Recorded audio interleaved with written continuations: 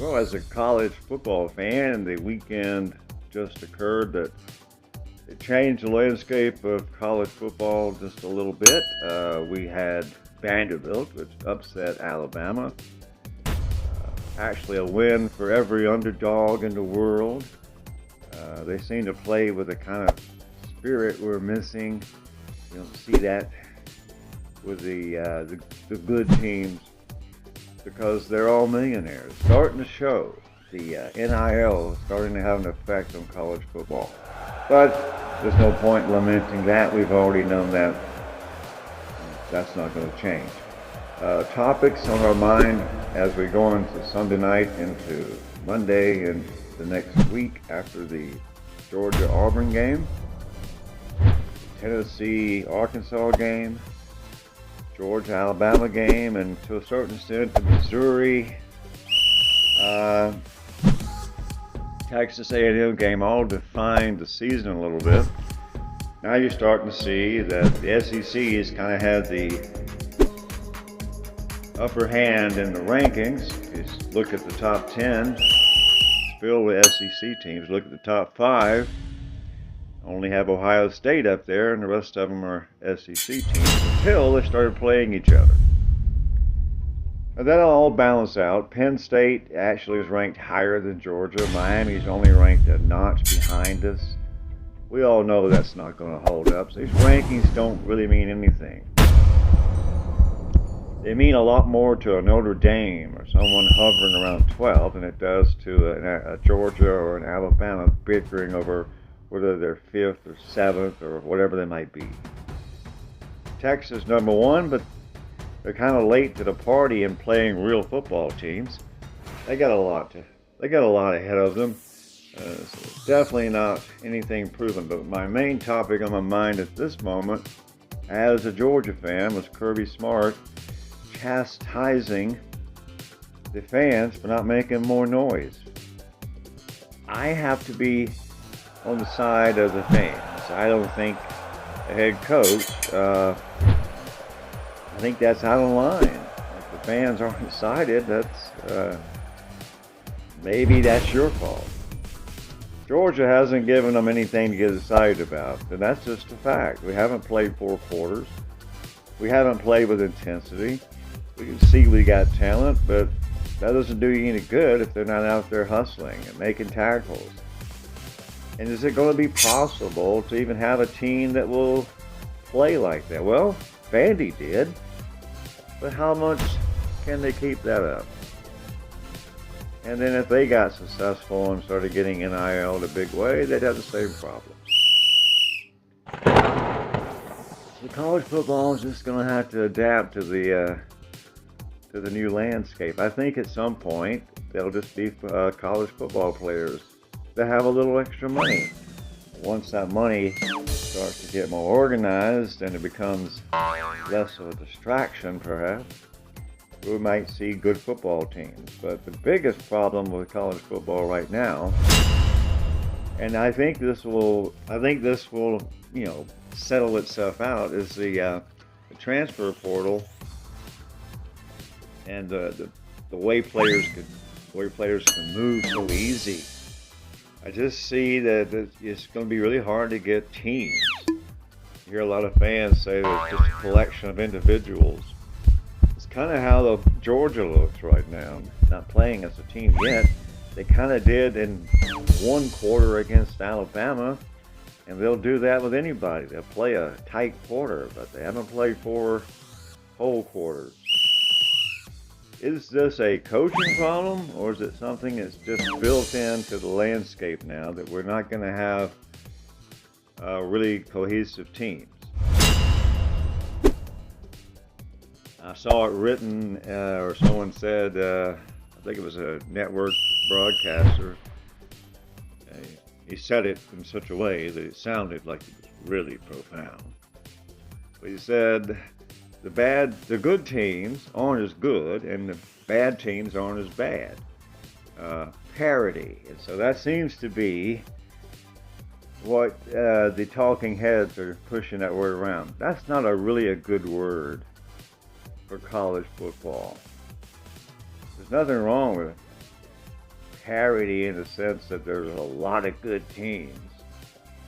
But when no one can get ahead of the pack, it becomes boring. And the fans, especially college football, the fans want to see big plays. They want to see action, intensity, big hits. They want to see a football game. But getting back to what Kirby Smart said, I think it's to understand it better, look at all the 5-run homers Kirby Smart hit when he came to Athens. I was impressed with the way he handled the little things like the dog walk and got the stadium up to par, and the little traditions that he made sure were done right. Recruiting visits were always immaculately held, and the fans were always excited, and it just looked like they was taking care of all of the dotting the I's and crossing the T's. What I was most impressed was when he came here, I believe it was 2017, his first spring game, and he filled the place up. I was there, filled the stadium up, and I had waiting in the parking lot. They're waiting in the streets to get in. It's free. That was a big move. And that same season, they went and packed Notre Dame's place and sold out. And Georgia fans were considered the top of the line for excitement, sticking to their team, and they had a good team. But the way college football is working, it's fewer and fewer real people actually go to games. The prices are putting a lot of real fans out of the market. The kind of fans that you want to go nuts. Well, they're sitting and going nuts in front of their television, or they're not even watching. And I think that's where the problem is going to be. It's not the NIL is going to make the players rich. I see the game as disintegrating. This money pit isn't endless. Kirby Smart has just got a raise. It would take a fortune to buy him out. The real problem with this Georgia team is the offense is sluggish and the defense just hasn't had time to get together. I think they might eventually be a good defense. At least not as bad as Alabama's. But the Georgia offense, it's not where it needs to be. And unfortunately, I see Kirby Smart as rationalizing the offense because he has a vested interest in keeping his friend Mike Bobo as the coordinator, and I don't think he's going to make a rational decision. A mistake that Mr. Dabo Swinney made that cost him relevance, cost him everything. And he still doesn't have the coordinator that he's tried so hard to protect. You can't be what Kirby Smart came here to do and did and be what he's becoming right now. Because the Kirby Smart that came here wouldn't have tolerated an offensive coordinator that wasn't getting it done. And he's got one, and he's not getting it done. His son is a starting center now, and that's the beginning of the troubles that Dabo Swinney had.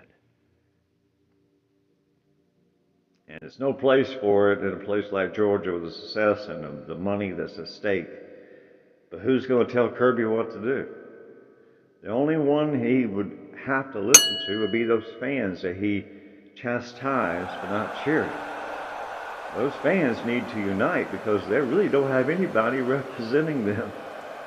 They're gouging you and charging you and taking your money and expecting you just to pay and shut up and let them run their own show.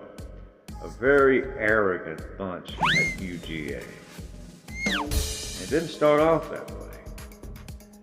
It's become a bunch of arrogant